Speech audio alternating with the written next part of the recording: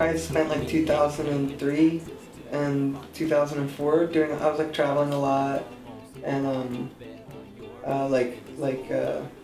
was meeting a lot of musicians, at protests and at different events and stuff like that, and so I kind of developed this idea of like starting some sort of folk music collective. Right after the Republican National Convention in New York City, after the big protest there, and after the Democratic Convention in Boston, which a bunch of us had been protesting as well, we put out the email. I put out the email, and then we just started.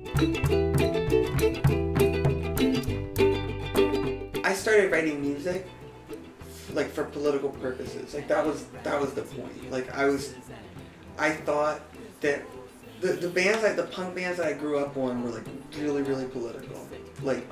Like urging you to get involved, urging you to get outside, to get into the streets, to do this, to do that, you know, politely, you know, but with a sense of urgency that really appealed to like somebody like me, and so when I picked up a guitar, it was like that was the whole point. At this point, like my set when I play live, and this wasn't something I like intentionally crafted over any period of time or whatever, but it was just something that like evolved from my music, is that like my live performance is like half like a teach-in on political issues, on global political issues, local political issues in history, and then I play songs that are also about those things. But you know, I'll spend like 5 or 7 minutes just introducing a song, because I'm like telling a story. I'm giving people some knowledge and perspective and telling some stories from my life or from somebody else's life. And I think that it's sort of like not challenged, but it sort of said, look, you can come to a music event, be entertained, but it can also be part of a political development. And it can be part of, we're not just singing to support a movement, we're singing like as part of a movement. Music for us was like really part of our political development. You know, I didn't read a political book until I was like 20. You know, I listened to political albums and I learned a ton from them. So it was like music that led me to reading books. And so I sort of feel like, just speaking personally, like right now I just got back from 3 months of touring, and I feel like I'm like playing that role for young people that those bands played for me. And it's like, I don't know, it's pretty sweet to continue that tradition. Neither, so you thought that you'd head north.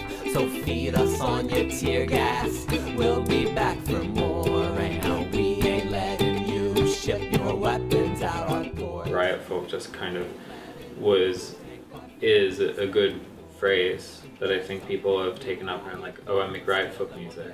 And that's one of the things that I really love about Riot folk, like that because it was this kind of collective thing, it was not like a record label that people could latch on and be like, I'm Riot folk too. It was a play on the profane existence, making punk a threat again, and I think that some of us in Riot folk, maybe a third of us, were coming out of kind of political punk scene, that profane existence kind of, you know, that resonated with us making punk a threat again, because punk in the 90s when we were coming of age had already been so commodified and sold out, and there was so much horrible punk coming out, but then there was also so much great political punk that we were coming out of as part of, and I think that we wanted to infuse that punk mentality to folk music.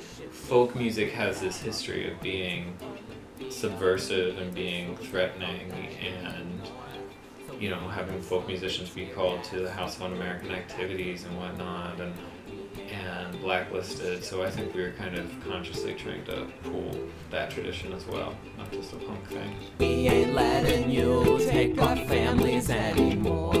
You dress up in your riot gear and steal them while they're at work. Let me brought an ice fuck your